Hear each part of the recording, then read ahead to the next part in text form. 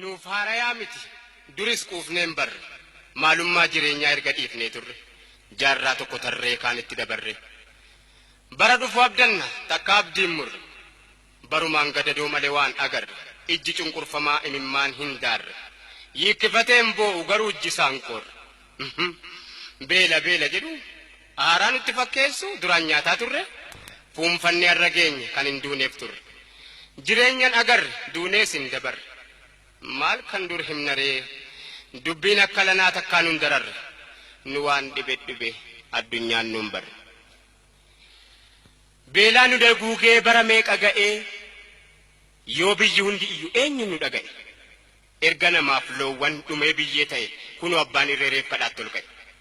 inni kadhatamee dhufee biyya ga'e kaan ijaan hin argu gurrumaan dhaga'e takkaa yoom dabareen hirmaannaa nu ga'e akka jedhanutti nurra dabarfatee biyya biraa ga'e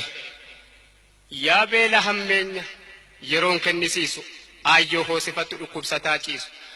daa'ima sii hootu harma afaan hin ciisu ijoollee xixinnoo kan hin jiruun beeyne naman gaddisiisu ajaa'iba lama dubbii nama dhibu yoo hubatee ilaaleef namni qalbii qabu kunoo biyya keenyaa kan mootummaa qabu kan ummanni isaa waan nyaatanii bulu dhabu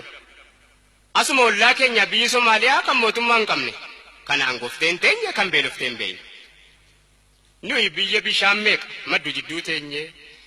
beelaan daguugamnee kadhaadhaan addunyaa hunda waliin geenye kunoo bara sana kana jibbaaf jennee nu yoom irraanfanne sagalee baay'ee gaafa dhaggeeffanne misoomaaf qophaa'aa jennaan dhugaa seene waan qabdan kennadhaa akka lamuun beelofne maqaan isaan bareedaa waldaa misoomaati jennaan gagammanne misooma misooma misooma misooma erga jalqabame waggaa meeqaatama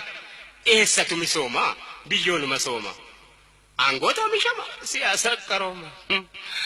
ummanni waan nyaatu dhabee beelaan dhuma maal maqaan misooma biyyoonuma yooma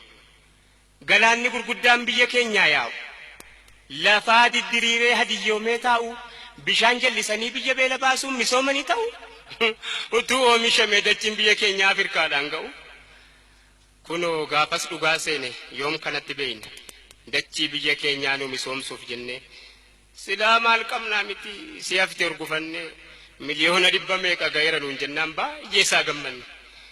kunoo eegnee waan misoome dhabnee bara dhufaa dabraa beelaan daguugamne horiin misoomaa sun mee eessuma dhaqe